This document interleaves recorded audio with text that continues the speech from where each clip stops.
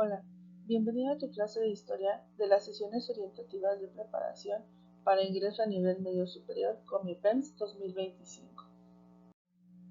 Como sabes, esta es la sesión 4 y se compone de dos temas. El primero son los pueblos originarios de México, de la zona norte, centro y sur.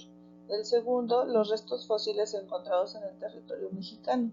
En esta sesión vamos a revisar algunos de los pueblos originarios que componen a la República Mexicana. En específico trabajaremos las zonas antes mencionadas, las características de estos pueblos, la ubicación y situación actual de ellos. Sin embargo, cabe aclarar que hay más pueblos originarios de los que se mencionan en esta presentación. Al final de la misma te dejo enlaces para que puedas acudir a ellos y así saber más acerca de estos pueblos originarios. Igualmente abordaremos la relación que guardan los fósiles con el territorio mexicano. Sin más por el momento, te recuerdo mi nombre, soy tu profesora Tania Karina Zúñiga Soriano, así que comencemos. ¿Alguna vez te has preguntado cuál es la importancia de conocer los pueblos y lenguas originarias de México? ¿O cuál es la relación entre los fósiles y México? Pues bien, en esta clase abordaremos esta temática y trataremos de dar solución a estas preguntas. ¿Quiénes son los pueblos originarios?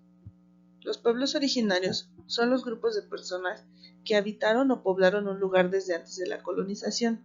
Tienen una identidad propia, cuentan con costumbres, creencias y vínculos ancestrales con la tierra. Los pueblos originarios, a pesar de ser hartos y variados, cuentan con características que los identifican, como lo son tener una conciencia colectiva, entendida como la pertenencia a un grupo social en específico. Otro elemento son los sistemas sociales, económicos y políticos diferentes, es decir, cuentan con reglas y normas que solo funcionan en su comunidad. Igualmente, cuentan con una lengua, cultura y creencias propias, en donde la naturaleza es el eje de todo. Es entonces que se dice tienen una fuerte vinculación con territorios y recursos naturales, tales como la tierra, el aire, el fuego, el agua, la flora y la fauna en la cual habitan. Una de las características más crudas y tristes es que han sido marginados política y socialmente precisamente por los mismos elementos que los caracterizan. Cuando nos hacemos esta pregunta de en dónde se encuentran o localizan los pueblos originarios, podemos responder rápidamente que prácticamente toda la República Mexicana.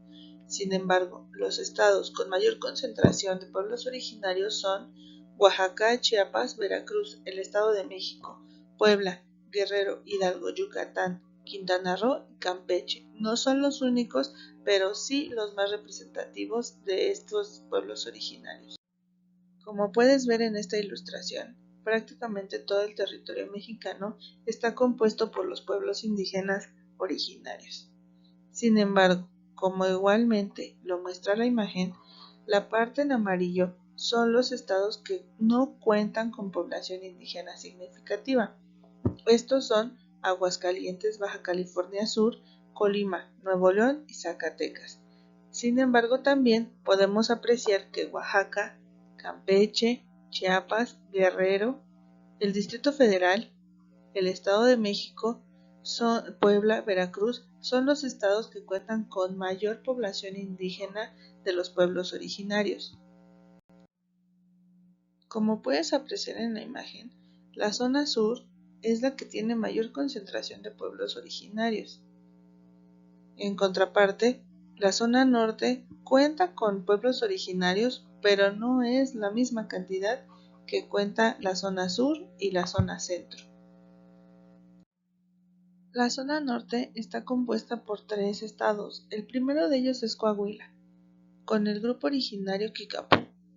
El segundo es Baja California, con los grupos originarios Cochimí, Cucapá, Quilihuá, Kumiai y Paipai.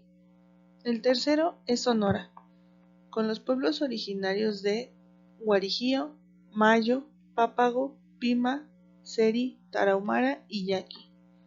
Los que están en negritas son los que abordaremos en esta sesión.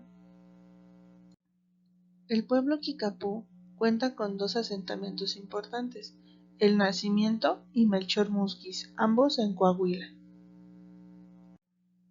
La palabra Kicapú significa los que andan por la tierra.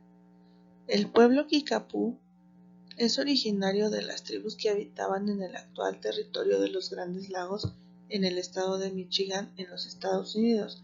De ahí fue de donde se desplazaron hacia el sur hasta llegar a Coahuila, como podemos ver en el mapa.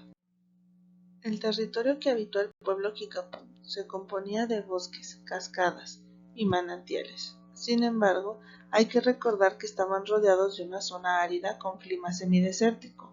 La flora estaba compuesta por arbustos espinosos, huizaches, uñas de gato, diferentes tipos de cactus, nopales y sabinos, árboles grandes, álamos, gobernadoras y rompevientos. En las regiones más altas crecían pinos, encinos y cedros.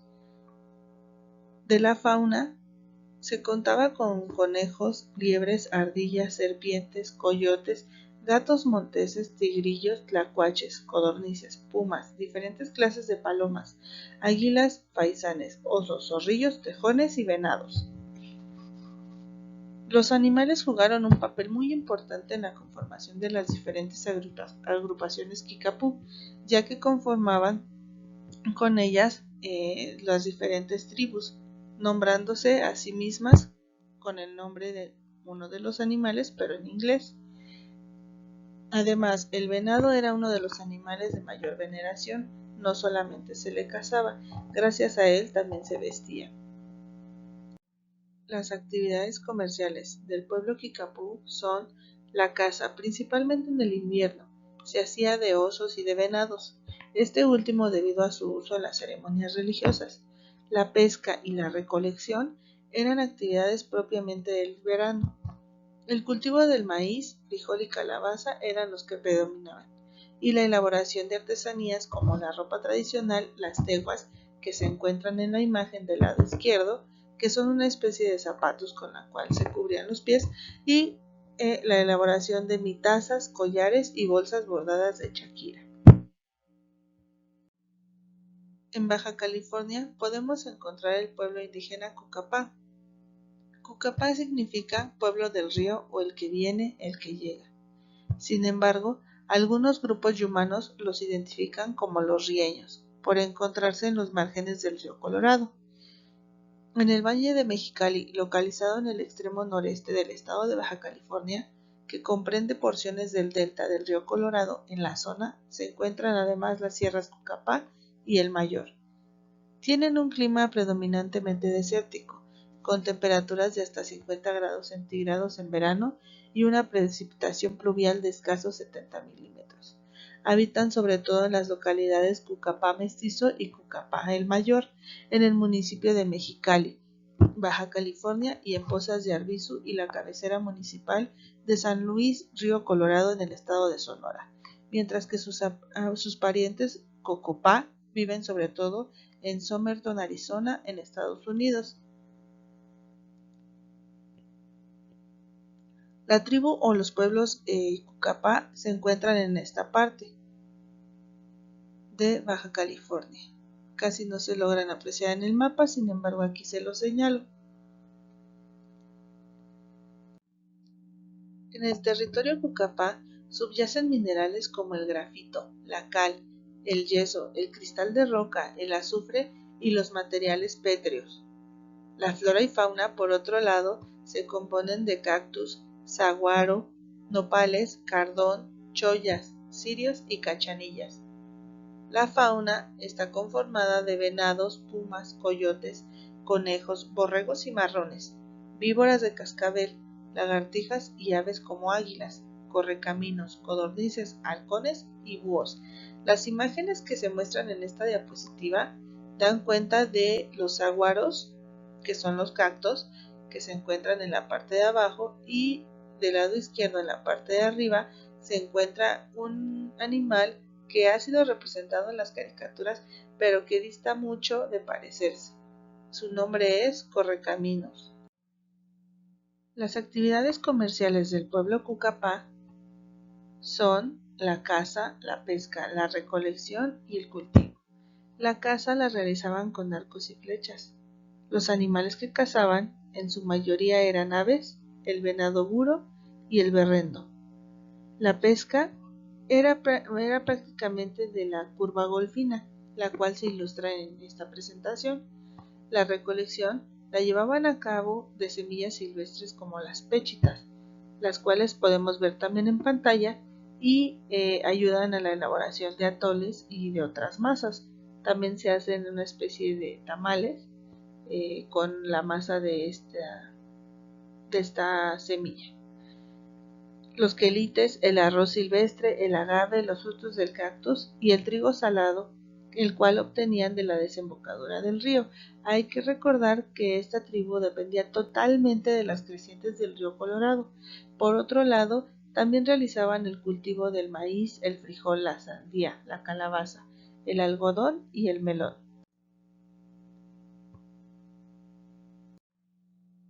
El último estado de la zona norte es Sonora, y en él se encuentra el pueblo Seri. Ellos habitan la costa del Golfo de California en el estado de Sonora. En el mapa lo estoy señalando con el láser para que tengan una mejor ilustración de la región en donde se encontraba el pueblo Seri. Ahora bien, el término Seri proviene de las lenguas caítas Yaqui y Mayo y significa personas de la arena. Sin embargo, ellos se llaman a sí mismos Concaac o Comcaac, que en su lengua significa la gente. El pueblo Seri se asentó en la costa desértica de Sonora. Por lo tanto, se desplazaban de acuerdo a los ciclos de la pesca.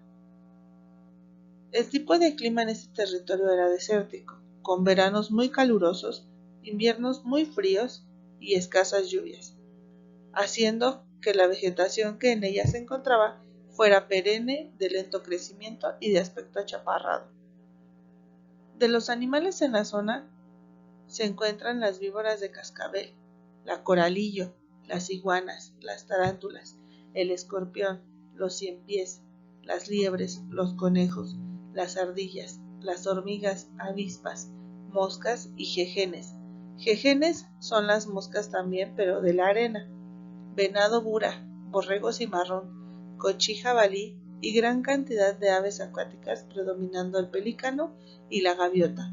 Se observan en la playa los chorlitos, el cormorán y otras aves zancudas, las cuales se ilustran aquí. La coralillo es esta víbora y es muy peligrosa. Hay que recordar que las serpientes, entre más llamativas sean en sus colores, más peligrosas son, más venenosas, más letales. Aquí está el escorpión, este es el chorlito y aquí tenemos al pelícano. Dentro de las actividades productivas de los Seri se encuentra la pesca como fundamental, esto debido a que se asentaron en la costa. También tenían cultivos de rábanos, tomates, calabacitas, calabazas, zanahoria, betabel, ajos, maíz, cilantro, espinaca, acelgas, cebollas, lechugas y papas. Como podemos ver, hasta eso era algo extensa la agricultura con ellos, pero limitada también por la cuestión del clima. Es decir, cuando había las condiciones necesarias, pues podían tener a la mano estos productos. Sin embargo, cuando el clima no era lo mejor o el más amable con ellos, pues obviamente carecían de estos alimentos. Dentro de las artesanías que elaboraban se encuentran las coritas o collares. Las coritas, aquí se las estoy señalando, son estos canastos globulares o extendidos, y los collares los elaboraban con caracoles, conchas, vértebras de víbora, semillas y chaquira, y los hombres tallaban esculturas de palo, fierro y mezquite. Ahora pasamos a la zona centro, la cual se compone de estos dos estados, el Estado de México y el Estado de Michoacán. En el Estado de México tenemos las culturas Mazahua, Matlatzinca, Náhuatl, Otomí y Ocuilteca o Ocuilteco. De los pueblos originarios michoacanos tenemos el Mazahua, el Náhuatl, el Otomí y el Purépecha. Una vez más les recuerdo que los que están señalados con negritas son los pueblos que abordaremos en esta sesión. Dentro de la zona centro se encuentra el Estado de México con el grupo originario o el pueblo originario Matlatzinca. Matlatzinca quiere decir los señores de la red o los que hacen redes. Esto debido a que fabricaban redes utilizadas para cargar el maíz como ondas durante la caza y probablemente en las guerras. Ellos se reconocían en su propio idioma como Nintambati, que significa los del medio del valle, y Nepintatawi, los de la tierra del maíz. Actualmente el grupo se autonombra a sí mismo como Matlatzincas.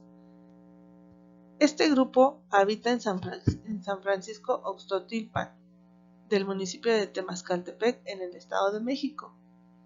Se encuentran en un pequeño valle donde crecen bosques de encinos, pinos y oyameles, es decir, flora muy grande. La altura promedio de la zona es de 2.500 metros sobre el nivel del mar y el clima es frío con temperaturas que en el invierno llegan a varios grados bajo cero.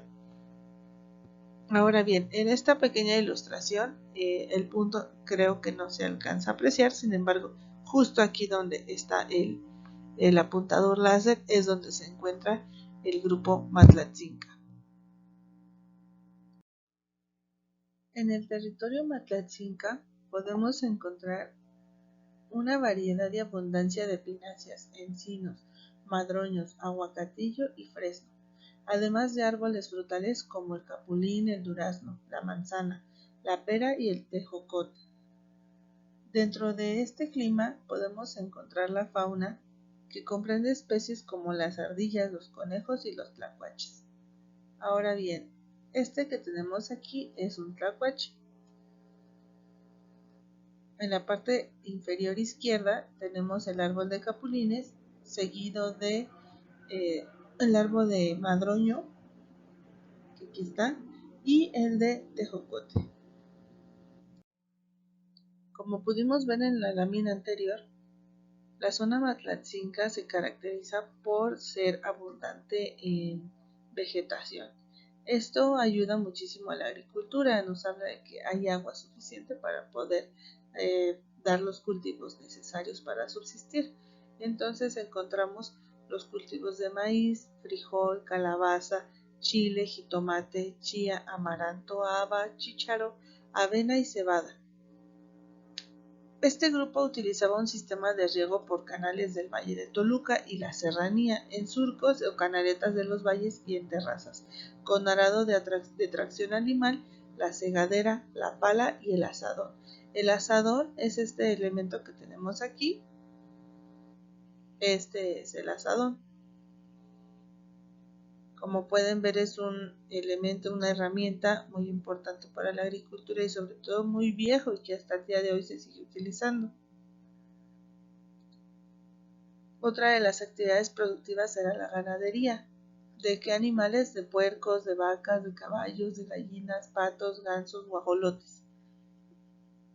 También, al haber muchísima vegetación, recurrían a la recolección, pero solamente como un complemento, pero no era tan necesario. Pero al haber abundancia, pues lo utilizaban a su favor. ¿Sí? Entonces hacían recolección de plantas de leña y de maderas. Ahora bien, del lado izquierdo tenemos aquí la chía, el amaranto y la cebada. En la zona centro tenemos al estado de Michoacán, en donde se asentaron los purépechas o tarascos. El área purépecha presenta un relieve muy accidentado. Los suelos de la meseta son muy porosos y en los que el agua de las lluvias se absorbe, formando corrientes subterráneas que se vierten en tres ríos, a saber, el Cupaticio, que nace en Uruapan, el Duero, que nace en Carapán, y el Chivo, que nace al oeste, y otro que nunca aflora, pero que posiblemente alimenta al lago de Pátzcuaro. En la meseta, los climas son templados subhúmedos con lluvias en verano, mientras que en la parte sur de la región se presentan tres subtipos: el templado húmedo y el semicálido húmedo, y el semifrío subhúmedo, todos con abundantes lluvias en verano. En la cañada al norte de la región predomina un clima semicálido subhúmedo con lluvias en verano. Ahora bien, en este mapa sí se alcanzan a apreciar los asentamientos purépechas o tarascos. Como podemos ver, son un poco más amplios que en las otras regiones del norte. Aquí sí se puede ver cómo llegaron a asentarse pues estos grupos originarios, ¿no? Estos pueblos originarios. Es el mismo pueblo, solo que son tan grandes que abarcaron un poco más de territorio en comparación con los que vivimos anteriormente. Si los Matlatzincas tenían una gran variedad de flora y fauna, gracias a la gran variedad de vegetación, gracias a su clima tan propicio, la cultura purépecha o tarasca no se quedaría atrás, ya que dentro de su vegetación se conformarían las serranías meridionales con pinos y encinos, la altiplanicie o bajío con una vegetación dominante de matorral, pastizales y el bosque espinoso con presencia de las acacias. En el lago se ubican dos tipos de ecosistemas, terrestres y acuáticos. Una fauna completamente más nutrida, con los venados de cola blanca, el puma americano, los coyotes, ardillas, tuzas, tejones. El tejón es este que tenemos aquí, que les estoy tratando de encerrar con el apuntador láser. Tejones, zorrillos y otros. Entre las aves una gran cantidad de especies de chupamirtos, cuervos, pájaros bandera. Es este, si se dan cuenta, pues sí tiene los colores de la bandera esta ave. Los tordos y zanates. El zanate es este de aquí. Este también se puede apreciar en la Ciudad de México, pues en algunos lados. De hecho se confunde mucho con un cuervo, pero los cuervos son pues negros y estos son de un azul muy intenso o negro azulado. Cuando los ven con el sol ya se les logra ver así el colorido azul. Y también se encuentran las aves acuáticas como los patos y las jacanas, que son estos. Esta es una jacana, las garzas y otras. Esto nos habla de la riqueza de la zona purépecha, no solamente por la cultura, sino por la gran variedad de flora y fauna que hay en este territorio. En la última zona, la zona sur, tenemos 3 estados que representan esta zona. ¿Cuáles son? Tabasco, Chiapas, Oaxaca. Dentro del estado de Tabasco se encuentran culturas como la chontal, la chol, la náhuatl y la ayapaneca. En Chiapas tenemos la aguacateca, cachiquel, chol, jacalteco, canjobal, lacandón, mame, mocho, tojolabal, setzal, tzotzil y zoque. Mientras que en Oaxaca contamos con la amusgo, chatino, chinanteco, chocho, chontal, huicateco, huave, ixcateco, mazateco, mije, mixteco, náhuatl, tacuate, triqui, zapoteco y zoque. Una vez más, recordarles que las que están señaladas en negritas son las culturas que veremos en esta presentación. Dentro de la zona sur tenemos al estado de Tabasco. En él se asentó la cultura ayapaneca. Ayapán significa lugar de neblinas. Esta cultura se asentó en la llanura costera de Tabasco entre el río Mezcalapa-Grijalva y el frente marino del Golfo de México cerca del río Cuxpucapa. Por su cercanía con el frente marino proveniente del Golfo de México, la región presenta temperaturas cálidas intensas con altos índices de humedad. El asentamiento se encuentra aquí, donde les estoy dejando el apuntador láser. Tabasco es una zona que también cuenta con una gran variedad de vegetación, de flora, de fauna. Pese a las temperaturas tan altas, pues esto también ayuda a que haya cierto tipo de alimentos, como aquí podemos ver en la presentación. Nos menciona que ya hay unas plantaciones cacauteras, es decir, de aquí es de donde se obtiene el cacao, algunos árboles frutales, y maderables, es de donde se extrae la mayor parte de estos productos para el consumo, no solamente de esta comunidad, de este pueblo originario, sino también para el resto del país. Ahora bien, el cacao es uno de los elementos importantísimos para las culturas antiguas, pero más para esta, y ellos hacen utilización del cacao en bebidas típicas como el cherote y el pozol, que no solamente son deliciosas y refrescantes, sino que también aportan los nutrientes necesarios para estos pueblos, en sí para cualquier persona.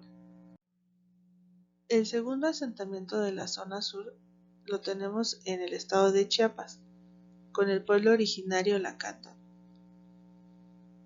Lacandón significa los de Lacactum, que significa en su idioma gran peñón o piedra erecta, que se transformó poco a poco en Lacandón. Actualmente se autodenominan Hachwinic, que significa verdaderos hombres, y son hablantes de una variante del maya yucateco. Como podemos ver en nuestra imagen, en nuestro mapa, la cultura lacandona se encuentra en las orillas, por decirlo así, en los límites del estado de Chiapas con Guatemala y Belice. Esto nos habla de que los límites que hoy conocemos, nuestros límites geográficos, no son los mismos que tenían las antiguas culturas. Recordemos que esto es parte todavía de Mesoamérica, sin embargo, hoy en día pues son otros ya no estados, sino más bien otras naciones, ¿no? Son otros países. Pero eso no significa que por ello estas comunidades no puedan existir. Es lo que les comentaba en las primeras diapositivas, que ellos se rigen bajo otros conceptos ajenos a la cultura hispanohablante. El territorio y clima de Chiapas y sobre todo de la región lacandona es predominantemente de cálida húmeda.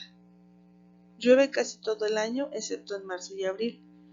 La cuenca del río Sumacinta es un gran y rico sistema hidrográfico, compuesto por una vasta red de ríos y de arroyos y una abundante cantidad de lagunas.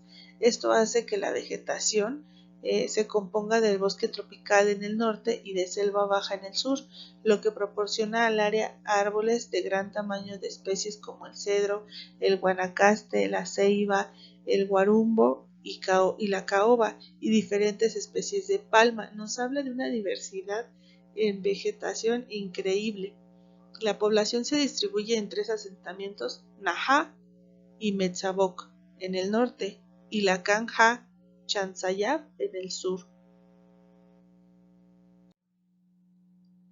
Dentro de las actividades productivas de los lacandones tenemos la siembra de la milpa, que se basa en el sistema de roza, tumba y quema. ¿Esto qué quiere decir?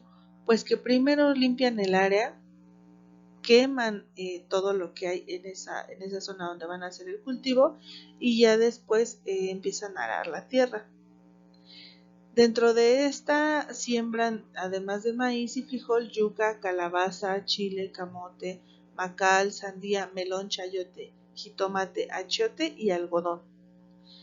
También se dedican a la caza, pero aquí hay una práctica tal vez no tan común en otras comunidades o en otros pueblos, ya que ellos cazan de madrugada respetando los ciclos de la naturaleza.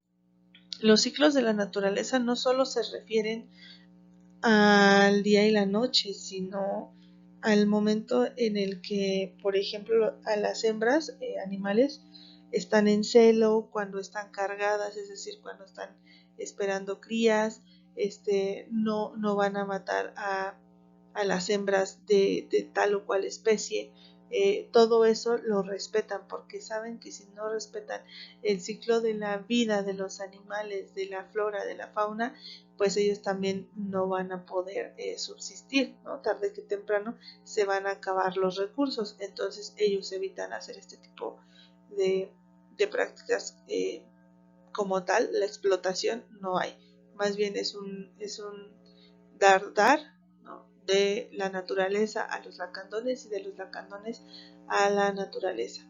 Por otro lado, también elaboran arcos, flechas, bolsas de piel de venado y de lagarto, flautas de carrizo, collares de semillas, figuras de barro o madera, jícaras decoradas y hamacas. Tejen fibras para fabricar textiles, curten cuero, elaboran cerámica, mallas y piraguas. Hay una película ya un poco vieja, es del siglo pasado, de finales del siglo pasado, aproximadamente de los años 80 o 90, que se llama Cascabel. En ella pueden ver un poco el retrato de lo que es los lacandones, de cómo se les trata como un pueblo pues rezagado, ¿no? Un pueblo que busca, que hay que desarrollar. El desarrollo es parte de la modernidad, más no de los pueblos originarios, y eso origina una gran discriminación hacia los pueblos originarios. Otro de los estados de la zona sur es Oaxaca, y en ella se encuentra la cultura guave. Guave significa nosotros, en cualquier variante, pero también se identifican como los mareños porque se ubican a la orilla del mar. Aquí se encuentran ellos.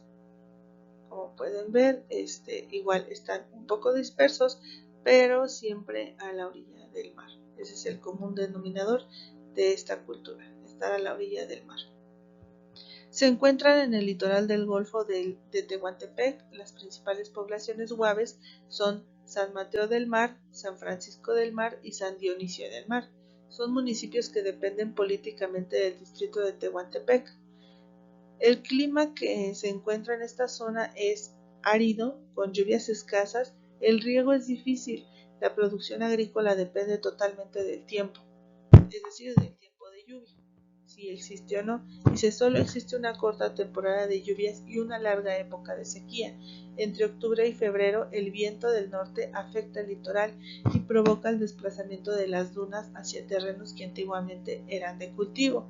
Es decir, la naturaleza les juega en contra, impidiéndoles que puedan llevar a cabo la agricultura. Los 4 meses de norte y los sucesivos meses de calor son suficientes para secar completamente la zona, que queda supeditada a la irregularidad de las lluvias de junio a septiembre. Si ustedes están pensando, pero si están en el mar y hay agua, recuerden que es agua salada, por lo tanto esa agua no les puede servir para el riego de sus cultivos, tiene que ser forzosamente agua salada, agua tal vez de un río, agua tal vez de una laguna, pero no del mar. Dentro de la población guave tenemos las actividades productivas como la agricultura. Aquí solamente se cultivaba sandía, melón, calabaza y ajonjolí. La ganadería era todavía más escasa, solamente se lleva una ganadería de consumo doméstico, para uso doméstico, es decir, no van a hacer explotación de estos animales, no porque no quieran, sino porque las condiciones del terreno, del clima, no son las adecuadas. La pesca es una pesca lacustre, la que realizan, es decir, una pesca en lago y en río.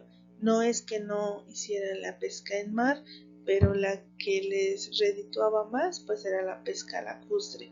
El comercio es una actividad netamente femenina y realizaban de artesanías collares de madera y cestería, que también vendían las mismas mujeres. Como podemos ver, las mujeres son importantes en esta región. Sin ellas pues no podrían obtener los demás elementos y alimentos necesarios para las familias de estos pueblos originarios. Continuando con el tema de los pueblos originarios, ahora veremos lo que son las lenguas indígenas. Estas no distan mucho de los pueblos originarios, ya que vienen precisamente de ellos, de los pueblos originarios. Son ellos los que traen las lenguas, los que modifican las lenguas, los que reproducen las lenguas indígenas a lo largo del tiempo. Como bien nos lo dice esta lámina, México contiene en su territorio un total de 62 pueblos indígenas, pero eso no significa que esos 62 pueblos indígenas solamente tengan 62 lenguas indígenas. Por el contrario, se cuenta con un total de 68 lenguas indígenas, además del español, más 364 variantes lingüísticas. ¿Esto qué quiere decir? Pues son variantes, son variedades de una lengua en específico. ¿Sí? Un pueblo puede hablar dos lenguas diferentes y por eso se hace esta diversidad, este abanico tan grande de las lenguas indígenas. Desde 1992 se dice que el país es culturalmente diverso. Esto hay que tenerlo muy en cuenta porque es un reconocimiento hacia los pueblos indígenas, hacia sus raíces, hacia sus tradiciones, ¿sí? A que todavía existen, que no son invisibles. Es por eso que en 1999 la Organización de las Naciones Unidas para la Educación, la Ciencia y la Cultura, la UNESCO, proclamó el 21 de febrero como el Día Internacional de la Lengua Materna, es decir, de todas las lenguas. No solamente aplica para las lenguas indígenas, sino para cualquier lengua que uno hable, porque es la lengua de nuestros padres, la lengua que tenemos arraigada en lo más íntimo de nuestro ser.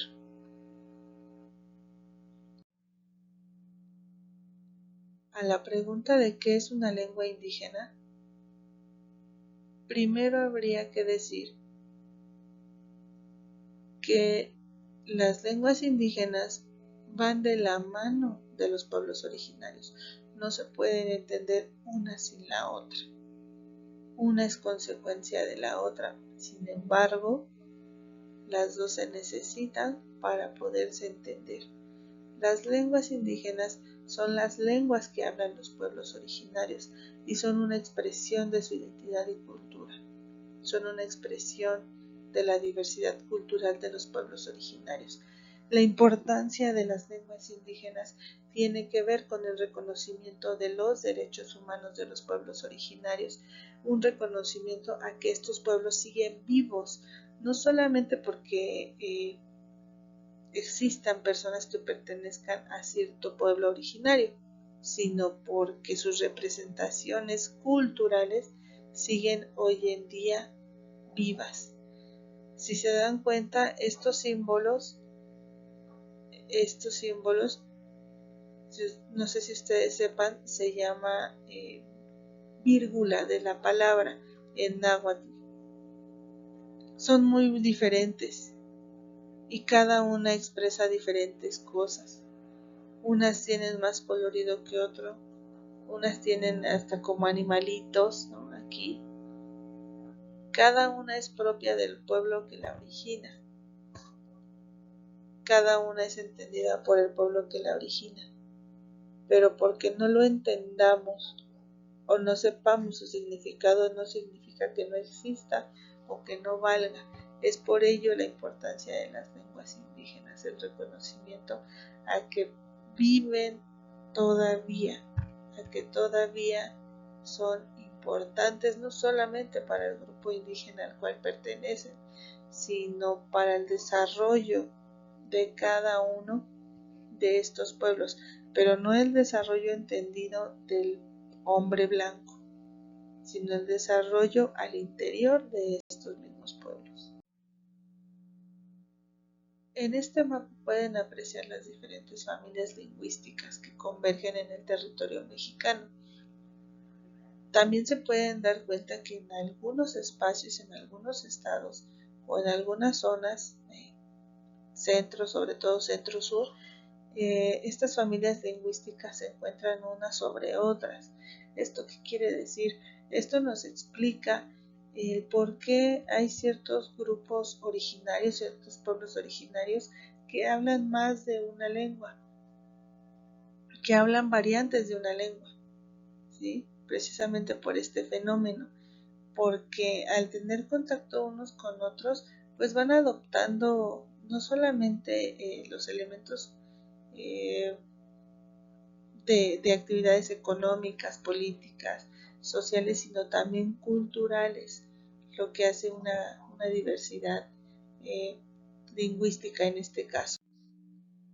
Esta ilustración muestra los distintos tipos de lenguas que se encuentran en el territorio mexicano, pero además de eso, noten cómo hacia el centro y sur, sobre todo hacia la parte sur del territorio mexicano, se encuentran más aglomeradas las lenguas indígenas. Esto nos habla pues de la concentración de estas lenguas en esta zona. En la parte norte del país, pues ahí sí hay lenguas indígenas, pero caben. Ahí sí caben bien los nombres, o sea, no es casualidad, más bien esto nos refleja cómo van creciendo las familias lingüísticas, las variantes. En esta lámina se muestran los estados del país en donde se registran mayor número de lenguas indígenas. El que está a la cabeza de todos es Chiapas, con 12 lenguas indígenas o variantes de las lenguas indígenas, seguido de Oaxaca con 11, después Campeche y Sonora con 6, Baja California y Veracruz con 5, el Estado de México y Guerrero con 3, y San Luis Potosí, Tabasco, Puebla y Chihuahua con 2. De ahí en adelante los demás solamente tienen un nivel muy bajo hasta llegar a una lengua indígena, como nos lo muestra esta gráfica. Este otro mapa muestra las diferentes familias lingüísticas con sus variantes y como vemos no se contradice con el anterior, por el contrario lo ilustra un poquito mejor porque el otro nos habla en números y este ya nos habla como tal las familias lingüísticas que hay, sus nombres y las variantes también. Entonces de los dos mapas pues podemos configurar uno solo que esté más nutrido en información. Los pueblos indígenas han sido relegados a lo largo del tiempo.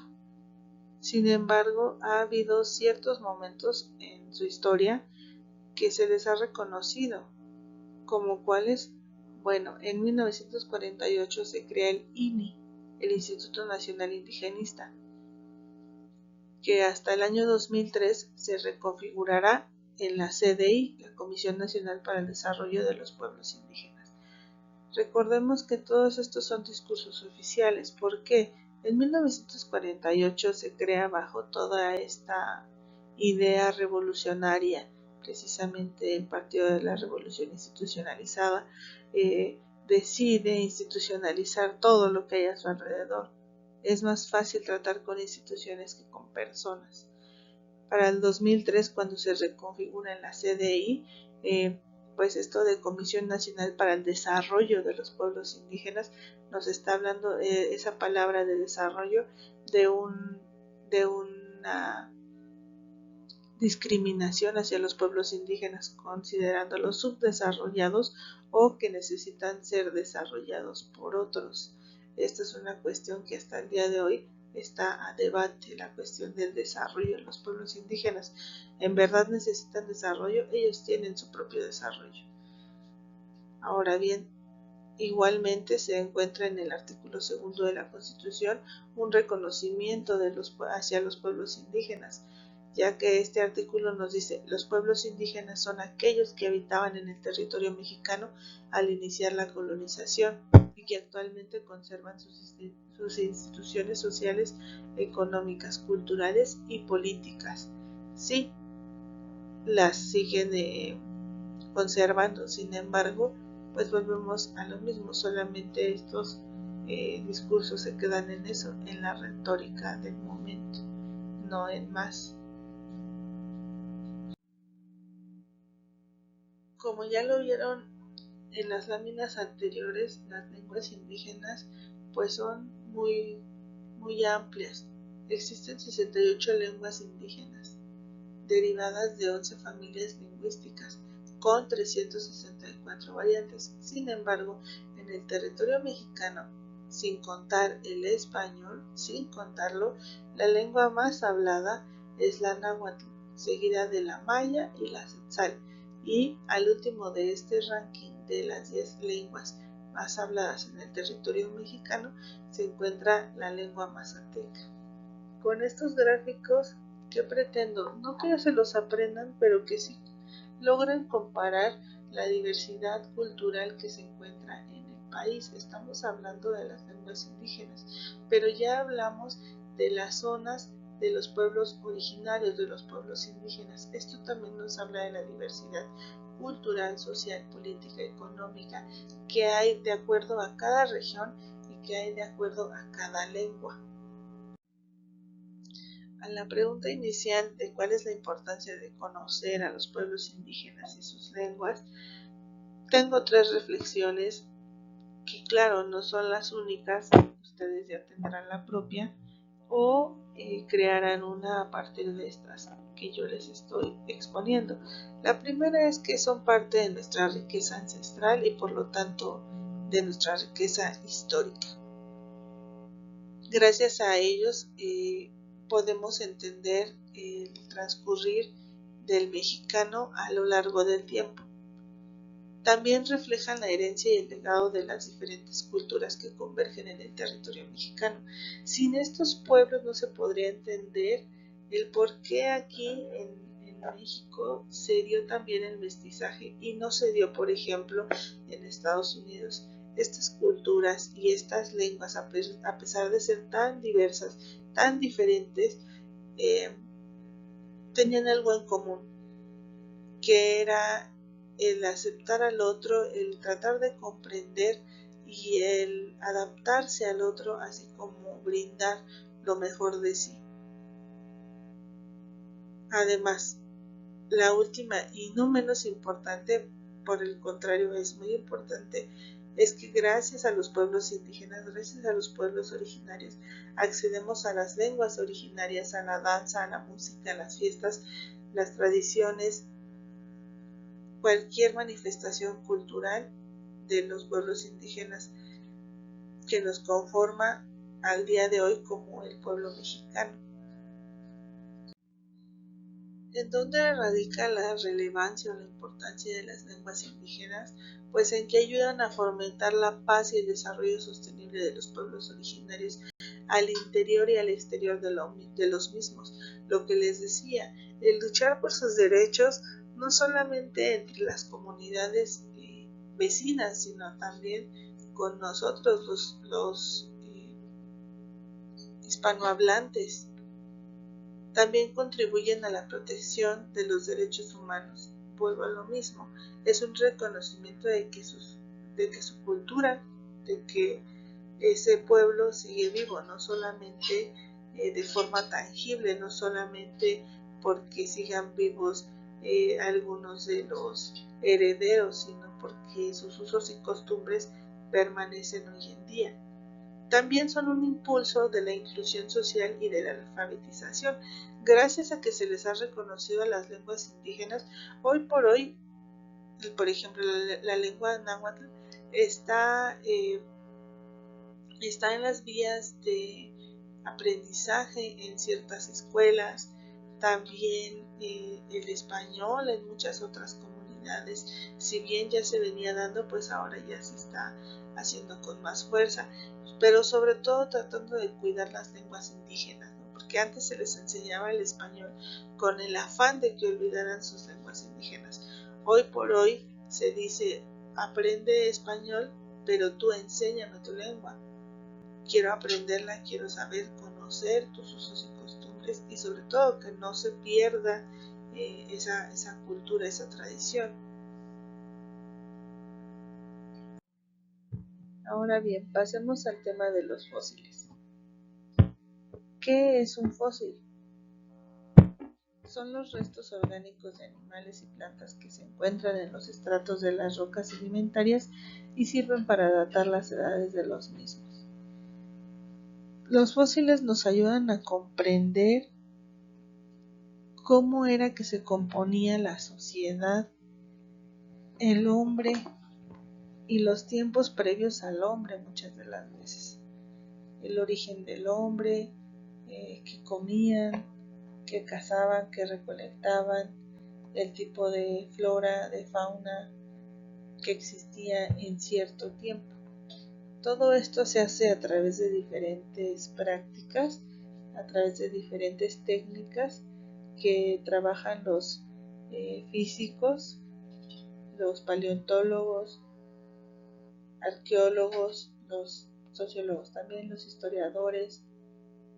Es un conjunto de científicos de las ciencias sociales y de las ciencias exactas para poder entender todavía más al hombre, de dónde vino, qué había antes de él, qué había cuando él estaba, a partir de cuando apareció, cómo fue cambiando y transformando su entorno y él mismo, la evolución de él, de otras especies y demás.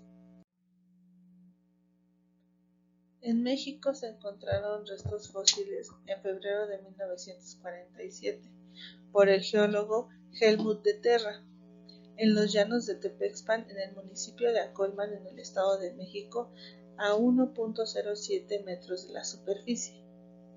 Los restos óseos eran cráneo, costilla y huesos largos que fueron estudiados por el antropólogo físico Javier Romero, quien determinó que se trataba de un individuo masculino de 1.70 metros de altura y de alrededor de 55 a 65 años de edad. Del lado izquierdo de su pantalla se encuentra Helmut de Terra y del lado derecho se encuentra Javier Romero Molina. Ellos dos pues estudiaron estos restos óseos y determinaron que era un hombre en efecto el que se había encontrado de más de 6.000 y en algunos artículos ustedes encontrarán que de más de 10.000 años de antigüedad. Eso pues es bastante. Ahora vamos a seguir la historia porque es un caso interesante y que aún hoy es muy controvertido. Esta es la imagen de una revista conocida que se llama Arqueología Mexicana, la cual edita el INAH, que es el Instituto Nacional de Antropología e Historia. En ella se puede apreciar cómo se dividen tres tipos de imágenes. La primera, y que corresponde aquí a esta que se ve como un terreno fangoso y demás, pues hace alusión a los restos de el hombre de Tepexpan. Se dice que el hombre de Tepexpan falleció mientras estaba cazando un mamut en conjunto, ¿sí? Con los demás miembros de su tribu estaba cazando un mamut. Sin embargo, pues cayó ahí herido y ahí falleció. En sí, el hombre de Tepexpan sería este. La segunda parte de esta ilustración pues es el cráneo del hombre de Tepexpan visto desde dos ángulos diferentes, y en esta tercera parte de la imagen se puede apreciar los trabajos de excavación en Tepexpan por parte de los arqueólogos y demás equipo de antropólogos. Esta imagen corresponde a la osamenta del hombre de Tepexpan, cómo fue encontrada, y se encuentra en el Museo de Sitio precisamente de Tepexpan. Según por las características de cómo fueron encontrados los huesos, es el cómo se dice que pudo haber fallecido. Es así como hicieron la recreación de que falleció cuando intentaba cazar un mamut en compañía de sus demás compañeros de la tribu. Esta ilustración muestra el cráneo del hombre de Tepexpan del lado derecho, y del lado izquierdo tenemos una representación de cómo pudo haber sido la cara y los rasgos del hombre de Tepexpan al momento de su muerte. ¿Qué quieres decir con que al momento de su muerte? Pues sí, la edad que supuestamente pudo haber tenido, según los arqueólogos, según los antropólogos que realizaron las pruebas necesarias para poder datar la edad, para poder decirnos las características físicas. Muchas de las veces todos estos estudios arrojan también el tipo de dieta, de que pudo haber muerto, las enfermedades que pudo haber tenido, si en el caso de las mujeres, si tuvieron hijos, si parieron o no, pues si estaban embarazadas, la edad, todo, absolutamente todo, gracias a los estudios que se hacen en los diferentes institutos como el INA, en el caso de México. En esta ilustración que tomé del Estado de México, para ser más específicos del municipio de Acolman, que es el municipio al que pertenece Tepexpan y por lo tanto el hombre de Tepexpan, se data ya más este hallazgo, que fue realizado el 22 de febrero de 1947. Sí, lo que les decía, fue descubierto por Helmut de Terra, y la primera fecha que se le otorgó a este fósil fue de 10.000 años de antigüedad. Como les dije hace un momento, esta datación hay artículos que mencionan que es de hace 10.000 años, de 6.000 años, de 7.000 años, tiene que ver con quién hizo la investigación y también en qué fecha se publicó dicha investigación. Porque a pesar de haber datado ya al hombre de Tepexpan, pues miren, para mediados de la década de los 80 se hicieron nuevos estudios donde se revelaron que los restos óseos pertenecían a una mujer. Esto pues obviamente hizo que se pararan de pestañas los científicos, porque dijeron, ¿cómo es posible? Si nosotros dijimos que era hombre, o sea, ¿cuáles son las bases para decir que es mujer? Pues evidentemente nuevas técnicas, nuevos científicos que estudiaron más allá y que pudieron decir que el hombre de Tepexpan pues no era hombre, era mujer. La geoarqueóloga Silvia González dio a conocer el resultado de fechamiento que se realizó a los fósiles con series de uranio. Los restos son de hombre y datan de 6.000 años de antigüedad. Como podemos ver, ahí de nueva cuenta nos vuelven a decir que no, que siempre sí es hombre. Y una de las cosas que trajo como bueno, pues este descubrimiento, trajo una polémica muy grande de si fue hombre, si fue mujer. De también la edad que tenía al momento de morir, de la fecha de datación, de la antigüedad de estos restos arqueológicos, de 6, 7 o 10.000 años. Todo eso fue cambiando y trajo problemas, pero también trajo cosas buenas, como cuáles, bueno, pues en 1958 se inaugura el primer museo de sitio en el lugar del hallazgo, propuesto por los antropólogos Arturo Romano y Luis Abeleira. Esto es importante, ¿por qué? Porque muchas de las veces, aunque se encuentren restos arqueológicos, no solamente fósiles, pues las zonas se vuelven a cubrir o pasan por un abandono por parte de las autoridades y después son saqueadas, y eso pues es gravísimo porque ya no solamente se pierden las piezas, sino que ya no se sabe, se pierde una parte de la historia. La imagen hace alusión a esta maqueta que antes estaba en el Museo de Antropología, que precisamente hablaba, o bueno, nos mostraba el cómo había muerto el hombre de Tepexpan. Ahí, como pueden ver, están los diferentes miembros de la tribu. Y bueno, aquí no se aprecia el hombre de Tepexpan. Me imagino que como es una imagen que se pone también en las redes sociales, pues no lo pudieron poner, pero lo que ya les mostraba en las anteriores, que es el cuerpo del hombre de Tepexpan, pues tirado ahí mientras los otros están tratando de matar al mamut. La polémica, como les digo, no se hizo esperar. Los estudios del doctor Santiago Genovés Tarazaga se basaron en una revisión de los restos óseos del hombre, y esto hizo que él concluyera que se trataba de una mujer y que su edad debió de ser alrededor de los 30 años y no de los 55 a 65 que se había dicho en un principio, y que su altura solo llegaba a 1,60 m. Del lado derecho pues es la imagen del doctor Santiago Genovés, que pues murió apenas hace algunos años.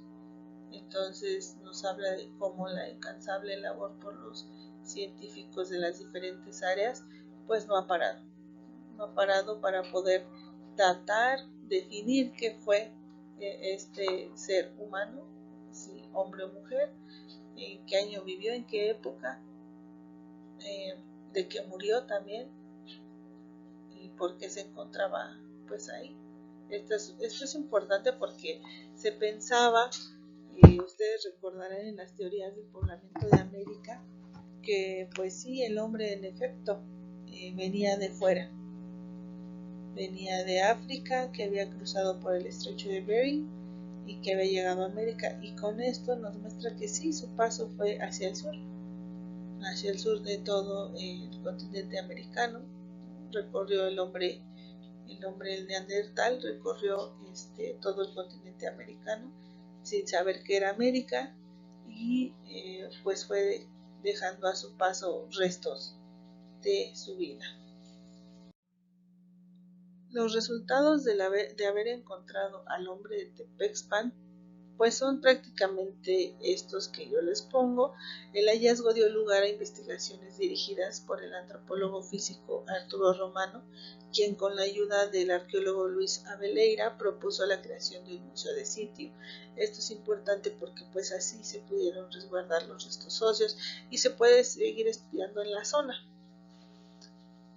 Otro de los resultados es que las investigaciones continúan, la incógnita perdura, los restos óseos de Tepexpan siguen generando inquietud, y eso es bueno porque las técnicas y las tecnologías se han mejorado y los científicos se siguen preparando para estudiar no solo al hombre o mujer de Tepexpan, sino a los posibles restos óseos fósiles que encuentren posteriormente. También nos habla de cómo el hombre pues no está conforme con el resultado de sus investigaciones, siempre quiere ir más allá, siempre quiere saber el qué pasó, cómo fue, de dónde vinieron, a dónde van, ¿no? Las incógnitas del hombre hacia el hombre pues son muy profundas. Como les comenté al inicio de este video, de esta sesión, aquí les dejo los siguientes enlaces que son para que ustedes puedan consultar pues más a profundidad los temas que revisamos ahora. Para la consulta de cada uno de los pueblos indígenas está el atlas, que es del gobierno, está muy completo, y pueden ver cada uno de los pueblos indígenas con sus respectivas características. También está el mapa didáctico de los pueblos indígenas. Este mapa pues es interactivo, van presionando en cada uno de los estados y les van diciendo cada uno de los pueblos indígenas que se encuentran en ese estado.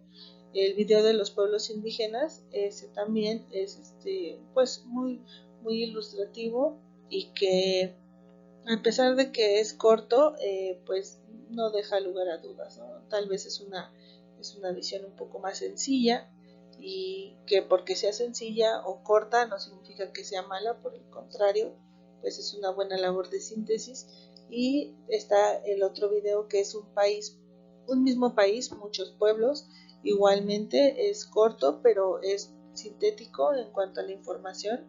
Después está el catálogo de lenguas indígenas, que también les da una información clara y concisa, muy amplia. Imágenes también tiene para que ustedes puedan revisar.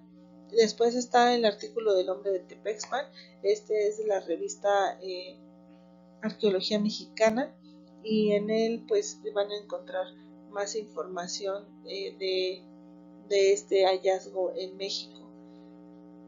Luego está el catálogo de museos de sitio y las zonas arqueológicas. Este está pues muy completo y les puede decir ahí la dirección por si tienen ganas de ir a visitar al hombre de Tepexpan o cualquier otra zona arqueológica.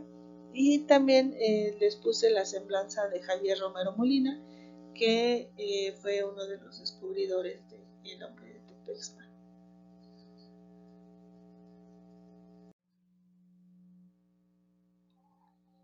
A manera de evaluación, de autoevaluación, les dejo estas 4 preguntas que no son muy difíciles de contestar, siempre y cuando ustedes analicen. Más que aprenderse las cosas, tienen que analizar primero, reflexionar al respecto de lo que están viendo, lo que están escuchando, para así poder tener un mayor manejo de las preguntas que les hacen en sus exámenes, no solamente en el examen de Comipens, sino en cualquier otro examen. ¿Sí? La primera es ¿en qué año se descubrieron los restos fósiles de Tepexpan? La 2 es uno de los pueblos originarios de Chiapas. Ahí están las opciones. La pregunta número 3 dice ¿es la lengua indígena con mayor número de hablantes en territorio mexicano? También están las opciones. Y la número 4 es ¿son los estados que componen a la zona centro de los pueblos originarios? Me parece que si pusieron atención no les va a costar nada de trabajo. Traten de realizarlo al final de esta presentación, precisamente. No regresen sobre la presentación, si no, no tendría caso. Más bien primero hagan una autoevaluación. De acuerdo a su resultado, pues regresen ahora sí sobre la presentación. Finalmente es para ustedes este material, para que lo revisen las veces que sea necesario y que tengan un buen examen. Por último, les dejo estos 2 códigos QR para que sigan poniendo en práctica sus conocimientos. Sin más por el momento, me despido de ustedes y les agradezco por su atención. Yo soy su profesora Tania Karina Zúñiga Soriano. Nos vemos en la próxima. Bye.